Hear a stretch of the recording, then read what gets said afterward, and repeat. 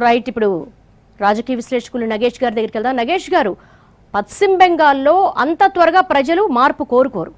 మన పశ్చిమ బెంగాల్ హిస్టరీని ఒకసారి తీసుకుంటే గనక కమ్యూనిస్టుల పాలన నుంచి కూడా ఆ తర్వాత టీఎంసీ అండ్ కాంగ్రెస్ అలయన్స్గా వచ్చి అధికారాన్ని చేజిక్కించుకున్నప్పుడు ఆ తర్వాత మమతా బెనర్జీ 3 సార్లు సీఎంఐ. మొత్తం ఇది చరిత్ర అంతా చూసుకుంటే గనక పశ్చిమ బెంగాల్లో ప్రజలు మమతతో విసిగిపోయారా, లేకపోతే మార్పు కోరుకున్నారా, బీజేపీని కోరుకున్నారా? బీజేపీని కోరుకునే కన్నా వాళ్ళు ఏమిటంటే మమతా బెనర్జీతో విసిగిపోయారు. మీరు చరిత్ర గురించి మాట్లాడారు కనుక ఈ 3 పార్టీల చరిత్ర చూడాలి. ఒకటేమో కాంగ్రెస్, దాని తర్వాత లెఫ్ట్ పార్టీస్, ఇప్పుడేమో మమత. కాంగ్రెస్ పార్టీ ఎప్పుడైతే సిద్ధార్థ శంకర్ రే ముఖ్యమంత్రి ఉన్నాడు, ఇప్పుడు వెస్ట్ బెంగాల్లో టోటల్ అరాచకం ఉంది. నక్సలిజం అక్కడే పుట్టింది. అక్కడే సిద్ధార్థ శంకర్ రే ముఖ్యమంత్రిగా ఉన్నప్పుడు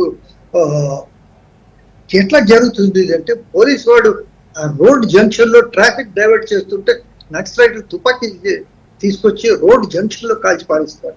అలాంటి పరిస్థితి ఉంది సిద్ధార్థ శంకర్ రే ముఖ్యమంత్రి ఉన్నప్పుడు. అది కాస్త నక్సలిజం వెస్ట్ బెంగాల్ నుంచి తెలుగు రాష్ట్రాలకు వచ్చింది, వేరే రాష్ట్రానికి అంత పాకింది. ఇప్పుడు కావచ్చు దాన్ని కంట్రోల్ చేయగలిగింది. దాని తర్వాత ఏంటంటే లెఫ్ట్ పార్టీస్ వచ్చాయి. 25 ఏళ్ళు ఈయన ఉన్నాడు, జ్యోతి బాసు, 10 ఏళ్ళు బోధదేవ్ భట్టాచార్య ఉన్నాడు. వాళ్ళ దగ్గర కూడా అంతేను.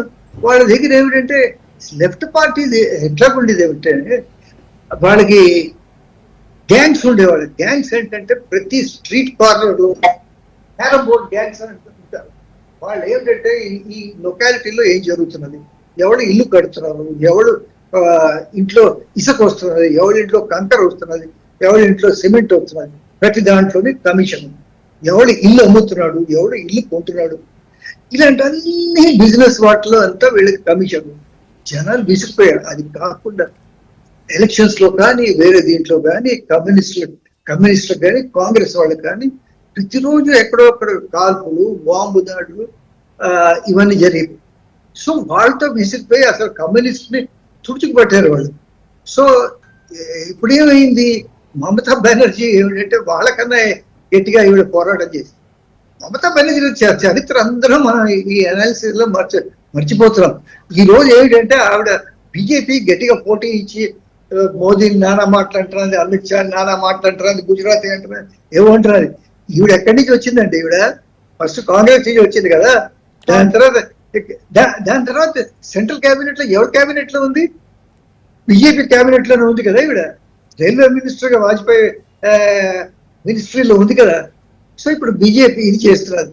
సో ఇది ప్రతిసారి ఏమిటంటే యాంటీ ఇన్కంబెన్సీ వస్తున్నది, కానీ ఈసారి పెద్దగా బీజేపీ ఏదైనా చేస్తుంది అనేది కాదు. దాని తర్వాత ఈవిడ ఏమిటంటే ఈ ముస్లిం ఒక్క నిమిషం చూడండి, ముస్లిం అపీస్మెంట్ ఏ స్థాయికి చేరిపోయిందంటే హిందూ ఓటు కాస్త ఆవిడకి అగేన్స్ట్ గా చేరింది. దానికి ఆ హిందూ ఓటు అంతా బీజేపీకి పడింది. ముఖ్యమైన కారణం. All right.